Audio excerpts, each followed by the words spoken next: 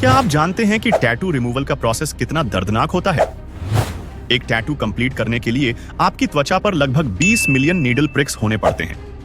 Tattoo बनवाना तो एकदम इंस्टेंट प्लेजर जैसा होता है, लेकिन जब वह नया एक्साइटमेंट फीका पड़ जाता है और आप उसे हटाना चाहते हैं, तो आपको टैटू बनवाने से भी ज्यादा इंटेंस पेन और टॉर्चर फेस करना पड़ता है। सबसे पहले यह समझ लीजिए कि टैटू बनाते समय नीडल के साथ जो पिगमेंट आपकी त्वचा के डर्मिस लेयर में चला जाता है, उसे आपका इम्यून सिस्टम तुरंत एक इन्वेडर मानकर रिएक्ट करता है। यह पिगमेंट एनकैप्सुलेट हो जाता है, लेकिन साथ ही कुछ जायंट सेल्स, मैक्रोफेजेस भी मर जाते हैं।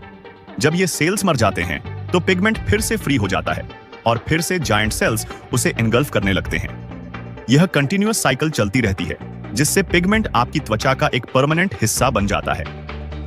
यही वजह है कि टैटू रिमूवल करना बहुत मुश्किल होता है। टैटू रिमूवल में आपको सीधे डर्मिस लेयर पर काम करना पड़ता है। पहले एक लेजर गन को टैटू वाले एरिया पर टारगेट किया जाता है, जिससे पिगमेंट के पार्टिकल्स को ब्रेक डाउन और ब्लास्ट किया जाता है।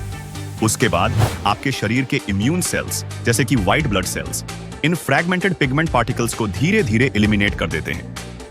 लेकिन क्योंकि पिगमेंट पहले से ही आपके सेल्स के साथ मर्ज हो चुका होता है, जब लेजर डर्मिस में एंटर करता है, तो वह आपके इम्यून सेल्स को भी डैमेज या किल कर देता है। इस पूरे प्रोसेस का पेन, भले ही आप एनेस्थीसिया ले रहे हो, टैटू बनवाने के पेन से 2 गुना होता है। और एक बात, टैटू रिमूवल एक सिंगल सेशन में कंप्लीट नहीं होता। अक्सर यह प्रोसेस 5 से 6 सेशंस में पूरा होता है। कुछ स्टबर्न पिगमेंट ऐसे होते हैं जो आपके साथ लाइफ टाइम के लिए रह सकते हैं।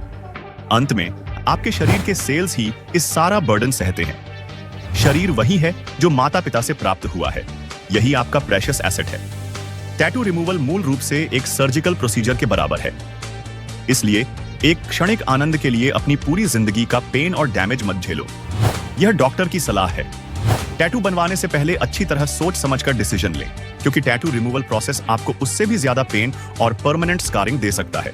इसलिए टैटू बनवाने से पहले हमेशा कॉशन बरतें। सोच समझकर ही कोई डिसीजन लें।